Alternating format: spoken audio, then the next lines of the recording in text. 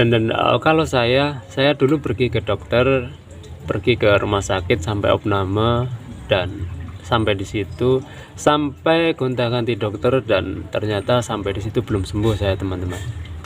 Dan singkatnya, akhirnya saya pergi ke Rebalis dan akhirnya saya bisa sembuh. Dulu saya Assalamualaikum warahmatullahi wabarakatuh.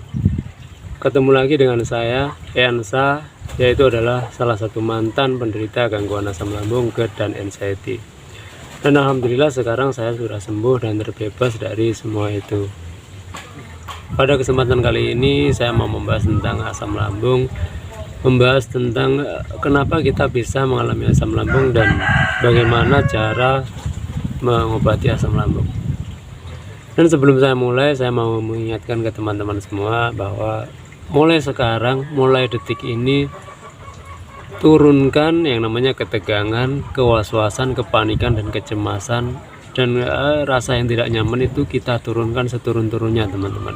Mulai sekarang badan kita buat sesantai mungkin, serileks mungkin, teman-teman. Karena yang kita takutkan itu nggak terjadi, teman-teman. Itu hanya ilusi di pikiran kita. Jadi mulai sekarang kita turunkan seturun-turunnya dan membuat badan kita serileks-rileksnya, sesantai mungkin, teman-teman. Karena teman-teman baik-baik saja dan akan selalu baik-baik saja, insya Allah. Gini, asam lambung naik. Gini, kita kena asam lambung itu enggak mendadak, teman-teman. Itu mungkin dari minggu-minggu yang lalu, mungkin bahkan bisa berbulan-bulan yang lalu, teman-teman. Itu akibat kita kalau boleh saya katakan pola makan yang buruk, teman-teman. Pola makan yang kurang tepat. Dan terjadinya asam lambung parah itu enggak langsung, teman-teman. Sebenarnya kita sudah diberi keluhan-keluhan, cuman kita enggak peka. Termasuk saya juga dulu sangat tidak peka yang namanya keluhan-keluhan itu. Akhirnya saya baru sadar, saya baru peka ketika asam lambung saya parah dan hampir pingsan. Itu saya baru peka, teman-teman. Sebenarnya yaitu tadi, sudah berbulan-bulan yang lalu kita itu menerapkan pola makan yang kurang tepat, dan kalau saya boleh katakan pola makan yang buruk, teman-teman. Termasuk juga pola tidur yang buruk juga mempengaruhi naiknya asam lambung. Jadi kalau kita pola makan buruk, pola tidur buruk, itu sangat cepat sekali memicu naiknya asam lambung, teman-teman. Dan gini, cara untuk mengatasi asam lambung, untuk menormalkan kembali asam lambung, tentu saja cara yang paling penting yang harus kita perhatikan yaitu adalah dengan pola makan juga, teman-teman. Karena kita mengalami gangguan asam lambung itu disebabkan oleh pola makan yang buruk. Jadi untuk mengatasi, untuk menyembuhkannya, kita juga menggunakan dengan pola makan, tapi pola makannya pola makan yang baik dan benar. Pola makan yang baik dan benar itu sangat banyak bentuknya, teman-teman, sangat banyak. Dan mulai sekarang kita harus sedikit demi sedikit belajar tentang pola makan yang baik dan benar, dan harus kita terapkan sebisa mungkin, semaksimal mungkin untuk mengatasi asam lambung tersebut, teman-teman. Gini, pola makan yang baik dan benar itu sangat banyak sekali. Singkatnya gini, kita harus juga memilih makanan yang baik dan benar, teman-teman. Enggak asal memilih makanan, enggak asal kenyang doang, enggak. Kita harus memilih makanan yang baik dan benar. Kita harus juga perhatikan porsi, teman-teman. Porsi juga harus tepat, nggak boleh kurang dan nggak boleh kebanyakan. Porsi juga harus tepat, harus kita ukur, harus kita beresin di porsi. Dan di jam makan juga kita harus beres, teman-teman, nggak asal makan. Dan bagi asam lambungnya yang masih sangat parah, saya sarankan untuk 5 kali sehari, yaitu per 3 jam. Dan bagi asam lambungnya yang nggak terlalu parah, ya bisa 4 kali sehari, teman-teman, bisa per 4 jam. Itu disesuaikan sendiri dengan kondisi tubuh kita masing-masing, dan teman-teman pasti bisa mengkondisikannya. Dan gini, yang nggak kalah penting juga itu cara mengunyah, teman-teman.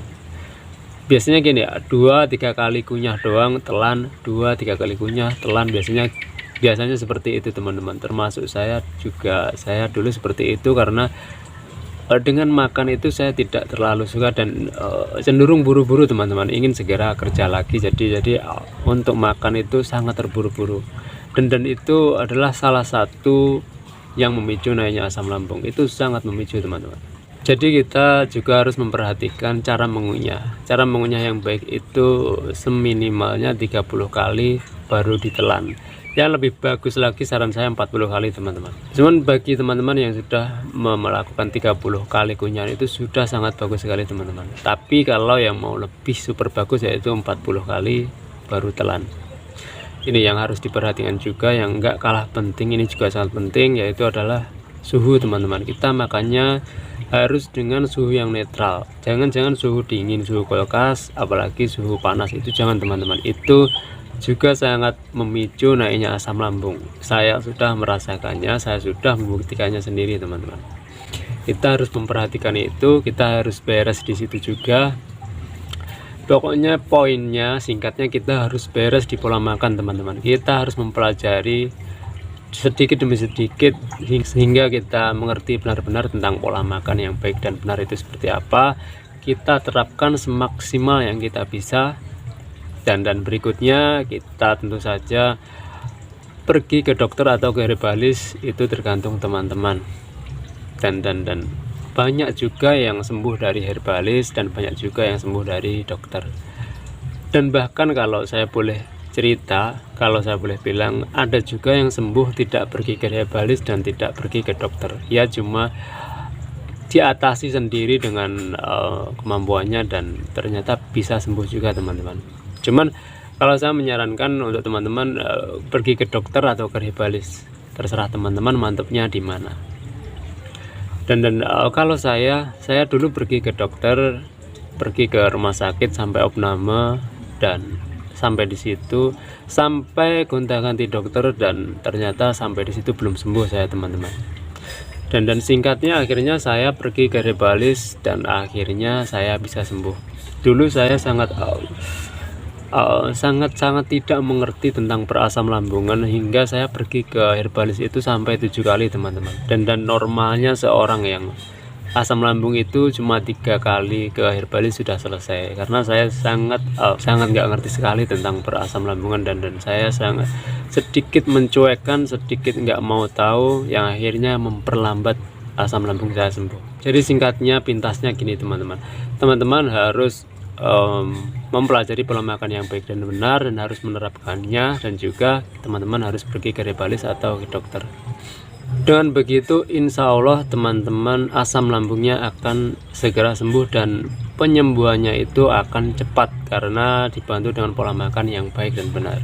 Dan juga pola tidur teman-teman juga harus perhatikan, itu juga sangat penting teman-teman. Saya kira video kali ini segitu dulu. Video saya akhiri, semoga teman-teman segera sembuh dari asam lambung. Selalu ingat satu hal, selalu bersyukur pada kondisi bagaimanapun kita saat ini. Assalamualaikum warahmatullahi wabarakatuh.